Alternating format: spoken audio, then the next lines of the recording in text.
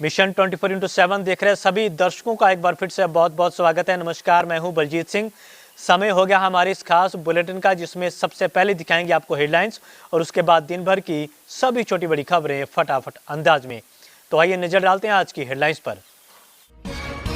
ADM Arvind Kumar की खनन माफियाओं के खिलाफ बड़ी कार्रवाई। एडीएम ने पोया के गंगसरा में अवैध खनन कर रही एक जेसीबी और ट्रैक्टर ट्राली को किया सीज। कई ट्रैक्टर ट्राली मौके से हुए फरार। खनन माफियाओं में मचा हड़कंप। पोया थाना क्षेत्र के उमरसंडा गांव में युवक ने गोली मारकर की आत्महत्या। लाइसेंसी बंदूक से खुद को मारी गोली। मानसिक रूप से परेशान रहता था युवक। खुटार थाना क्षेत्र के लालपुर गांव में संदिग्ध परिस्थितियों में हुई युवक की मौत। दूसरी पत्नी पर हत्या करने का लगा आरोप। पुलिस ने शव को कब्जे में लिया। और थाना रामचंद्र मिशन क्षेत्र के कनेंग गांव में विवाहिता की संदिग्ध परिस्थितियों में मौत। मायके वालों ने ससुरालियों पर लगाया दहेज हत्या का आरोप। पुलिस कर रही मामले में जांच। एडीएम अरविंद कुमार ने सुबह तड़के खनन माफियाओं पर बड़ी कार्रवाई की है।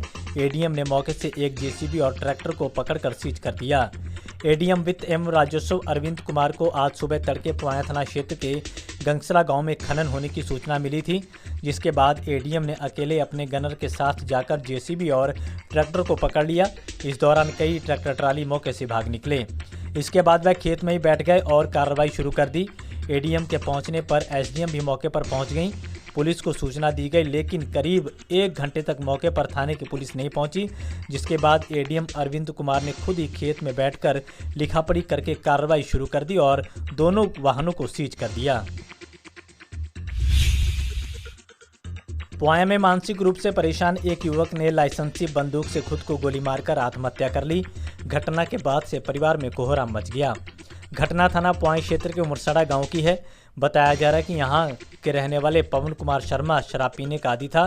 कल भी मृतक शराब के नशे में था, जिसके बाद घर में उसका विवाद हो गया। बताया जा रहा है कि सुबह 4 बजे उसने पिता की लाइसेंसी बंदूक से खुद को गोली मारकर आत्महत्या कर ली। घटना के बाद परिवार में कोहराम मच गया।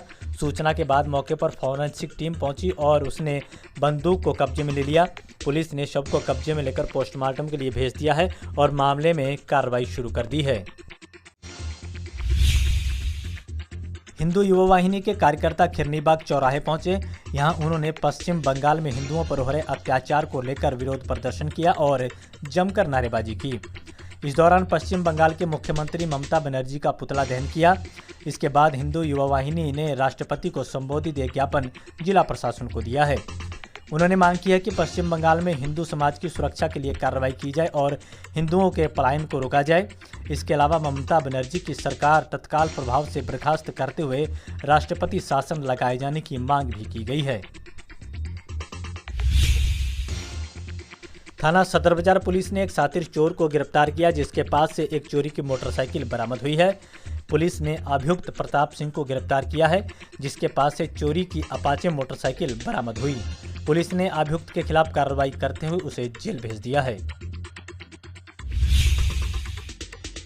थाना रामचंद्र मिशन क्षेत्र के कनेंग गांव में दहेज के खातिर एक और बेटी को अपनी जान गंवानी पड़ी। यहां विवाहिता की संदिग्ध परिस्थितियों में घर के अंदर लाश मिली है। बताया जा रहा है कि 21 साल की रेखा की 1 साल पहले ही मनोज सिंह के साथ शादी हुई थी। परिजनों का आरोप है कि शादी के बाद से ससुराल वाले और दहेज लाने की मांग कर रहे थे, जिसके चलते उसका उत्पीड़न किया जा रहा था। परिवार वालों को जानकारी मिली कि उनकी बेटी की मौत हो गई है। जब वह बेटी के घर पहुंचे तो उनकी बेटी का शव फर्श पर पड़ा हुआ था। परिजनों का आरोप है कि दहेज के लिए ससुराल वालों ने उसकी हत्या कर दी है। फिलहाल घटना के बाद से ससुराल वाले मौके से फरार हो गए हैं। इस मामले में पुलिस ने भी कार्रवाई शुरू कर दी है। खुटार थाना क्षेत्र के लालपुर गांव में एक युवक की संदिग्ध परिस्थितियों में मौत हो गई। युवक का शव उसके घर में पड़ा मिला। सूचना के बाद पहुंची पुलिस और फॉरेंसिक टीम ने मामले में जांच शुरू कर दी है। बताया जा रहा है कि 45 वर्षीय धनश्याम वर्मा का शव उसके ही घर में मिला है। मृतक के शरीर पर चोटों के निशान थे और गले में दुपट्टे का फंदा पड़ा हुआ था और आधा दुपट्टा कमरे के कुंडे में बंधा हुआ था। परिजनों ने युवक की दूसरी पत्नी पर हत्या का आरोप लगाया है। फिलहाल पुलिस ने शव को कब्जे में लेकर पोस्टमार्टम के लिए भेज दिया है और मामले में जांच शुरू कर दी है। तिलहर में भी नगर के मुख्य चौराहे पर हिंदू युवा वाहिनी के नगर अध्यक्ष संजीव कुमार के नेतृत्व में कार्यकर्ताओं ने पश्चिम बंगाल के मुख्यमंत्री ममता बनर्जी का पुतला दहन किया। पश्चिम बंगाल में चल रही हिंदुओं पर हिंसक घटनाओं का विरोध किया और मुख्यमंत्री पर दिए गए उनके बयान की निंदा करते हुए बंगाल प्रदेश में राष्ट्रपति शासन लगाए जाने की मांग की है। आगामी त्योहारों को देखते हुए कानून और शांति व्यवस्था बनाए रखने के लिए पुलिस अधीक्षक राजेश द्विवेदी ने पुलिस फोर्स के साथ थाना सदर बाजार क्षेत्र में पैदल गश्त की। इस दौरान सड़क पर दुकानों के सामने किए गए अतिक्रमण को भी हटाया गया। गश्त के दौरान पुलिस अधिकारियों ने मुख्य मार्गों और भीड़भाड़ वाले स्थानों का निरीक्षण किया और वहां सुरक्षा उपायों की स्थिति का जायजा लिया। इस दौरान पुलिस अधीक्षक ने लोगों से शांति व्यवस्था बनाए रखने और कानून का पालन करने के लिए प्रेरित किया। साथ ही उन्होंने कहा कि किसी भी संदिग्ध गतिविधि की सूचना तुरंत पुलिस को दें। तिलहर थाना क्षेत्र में नेशनल हाईवे पर ज्ञात वाहन की टक्कर लगने से एक सांड की मौत हो गई। घटना नेशनल हाईवे स्थित सरयू पुल के पास की है। यहां देर रात किसी अज्ञात वाहन ने सांड को टक्कर मार दी। टक्कर लगने से सांड गंभीर रूप से घायल हो गया। उसके बाद उसकी मौत हो गई। वहीं राहगीरों की सूचना के बाद मौके पर पहुंची पुलिस ने जेसीबी की मदद से सांड के शव को गड्ढे में दफन करवा दिया। थाना सदर बाजार पुलिस ने जान से मारने की नीयत से गोली चलाने वाले मामले का खुलासा कर दिया है। पुलिस ने 3 अभियुक्तों को गिरफ्तार किया है।